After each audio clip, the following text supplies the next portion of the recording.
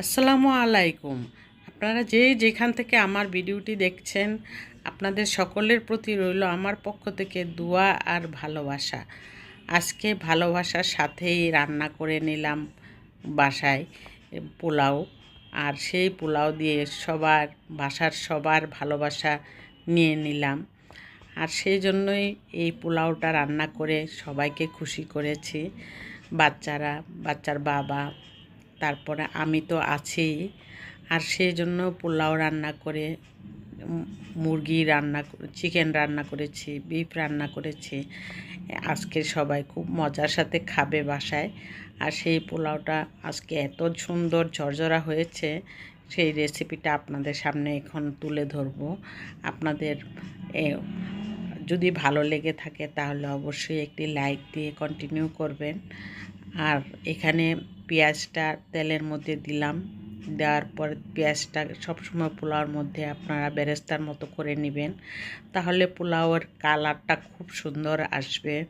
কারণ বেরেস্তার মতন করলে না মনে হয় কি একদম বাবুর্চিদের মতন রান্নার হয় পোলাওর কালারটা, আর না হয় সাদা ফ্যাকাশে হয়ে থাকে পোলাওর দানাটা। সেই জন্য বেরেস্তার মতন করে পেঁয়াজটা ভেজে নিলে পোলাওয়ের কালারটা একদম বাবুর্চিদের মতন আসবে। এটাই আমি চেষ্টা করি এটুকু করার জন্য। আর আমার বাসায় সবাই এটাই পছন্দ করে। এভাবে আপনারা করে দেখবেন, ভালো লাগবে। তারপর দিয়ে দিলাম এলাচ 2টা, দারচিনি 2টা, তারপরে দিয়ে দিলাম আদা রসুন পেস্ট। আদা রসুন দুটোই পেস্ট করা একসাথে থাকে আমার, সেই জন্যই আমি আদা রসুন পেস্ট দিলেও কোনো সমস্যা হয় না। যেহেতু পোলাও রান্না করার মধ্যে ঘি দিতে হবেই, ঘি না দিলে কিন্তু শাহি শাহি ভাব আসবে না পোলাওর মধ্যে, এই জন্য ঘিটা অবশ্যই দিতে হবে। সেই জন্যই আদা রসুন পেস্ট দিলে আদা রসুনের গন্ধটা আর থাকবে না, ঘিয়ের গ্রান চলে আসবে। এই জন্য ঘিটা একটু পরিমাণে বেশি দিয়ে দিবেন। কখন দিবেন? যখন এমন বলক আসলো তখনই আপনারা ঘিটা দিয়ে দিবেন, তাহলে পোলাওর চালের সাথে একদম মিলেমিশে সুন্দর একটা সুঘ্রাণ বেরোতে থাকবে।